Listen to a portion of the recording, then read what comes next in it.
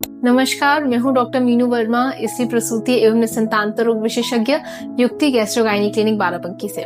Second trimester जो है pregnancy का, वो बहुत ही स्पेशल होता है क्योंकि आपकी उल्टी पल्टी कम हो चुकी होती है, आप थोड़ा सा एनर्जेटिक फील करने लगते हो और आपका बेली जो है वो धीरे धीरे करके बड़ा होने लगता है।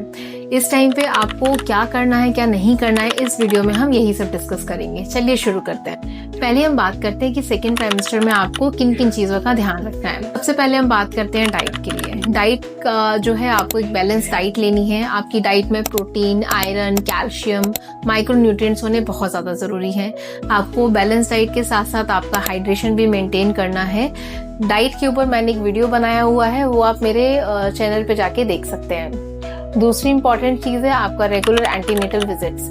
आपको अपने डॉक्टर को जब भी वो आपको फॉलोअप के लिए बुलाएं, आपको जाना ही है दिखाने के लिए। फॉलोअप में डॉक्टर्स जो हैं आपका ब्लड प्रेशर चेक करते हैं, आपका हीमोग्लोबिन हो गया, आपका बेबी का ग्रोथ हो गया, ये सारी चीजें जो है फॉलोअप विजिट्स में चेक होती हैं।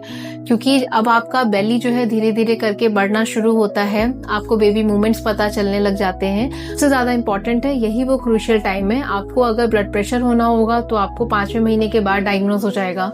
अगर आपको शुगर होनी होगी तो आपको 6ठे महीने के बाद डायग्नोज हो जाएगा। तो ये सारी बीमारियां जो है वो सेकेंड ट्राइमेस्टर में अगर होनी है तो वो अभी डायग्नोज हो जाती हैं। इसीलिए एंटीनेटल विजिट्स बहुत ज्यादा जरूरी है। आपको हल्की फुल्की एक्सरसाइज करनी है। माइल्ड वॉक आप कर सकते हो। वॉक करने से आपका जो है स्ट्रेस भी कम होगा, आप थोड़ा एनर्जेटिक फील करोगे। ब्रीदिंग एक्सरसाइज करने से भी आपका स्ट्रेस लेवल कम होगा। और जो ब्रीदिंग एक्सरसाइज होती है वो आपको डिलीवरी के टाइम पे भी हेल्प करती है। आपको रिलैक्स रखेंगी, मेंटली काम रखेंगी, आपका स्ट्रेस लेवल कम करेंगी। तो ये कुछ कुछ बातों का आपको ध्यान रखना है। चौथा और इम्पॉर्टेंट चीज है आपका हाइड्रेशन। जैसा कि मैंने पहले बताया, आपको 8 से 10 ग्लास पानी पीना ही पीना है। आपको अपना हाइड्रेशन मेंटेन करना है। इससे आपको लेग में क्रैम्प्स नहीं होंगे, आपको वीकनेस नहीं लगेगी और बेबी के आसपास भी जो पानी धीरे धीरे करके बढ़ना शुरू होता है वो भी मेंटेन रहेगा। पांचवी और इम्पॉर्टेंट चीज, आपको पॉजिटिव माहौल रखना है। आपको स्ट्रेस कम करने के लिए म्यूजिक सुन सकते हो। किताबें पढ़ने का शौक है तो अच्छी अच्छी किताबें हो गई, धार्मिक बुक्स हो गई, वो आप पढ़ सकते हो। इससे आपका भी स्ट्रेस लेवल कम रहेगा और बच्चे को भी अच्छी अपब्रिंगिंग मिलेगी। अब हम बात करते हैं कि आपको सेकेंड ट्राइमेस्टर यानी कि चौथे, 5वें और 6ठे महीने में क्या नहीं करना है। सबसे जरूरी बात, आपको जंकिंग नहीं करनी है। पिज्जा खा लिया, पास्ता खा लिया, चाइनीज खा लिया, ये सब आपको नहीं खाना है क्योंकि ये सब खाने से आपका पेट खराब हो सकता है, आपको एसिडिटी हो सकती है और पेट में दर्द भी हो सकता है। दूसरी चीज है, आपको चाय, कॉफी, कोल्ड ड्रिंक का सेवन ना के बराबर करना है क्योंकि ये सब चीजों से भी आपको एसिडिटी, गैस्ट्राइटिस हो सकती है। तो इनका भी कोशिश करिए कि सेवन कम से कम। तीसरी चीज है, आपको स्मोकिंग, अल्कोहल, टोबैको या किसी भी तरीके के एडिक्शन से बचना है क्योंकि इन सब चीजों का असर जो है वो आपके बच्चे पे पड़ता है। बच्चा जो है स्मोकिंग जो मदर्स करती है, उनका बच्चा जो है वो FGR यानी कि बच्चे की ग्रोथ नहीं होती, बच्चा उम्र से छोटा होता है।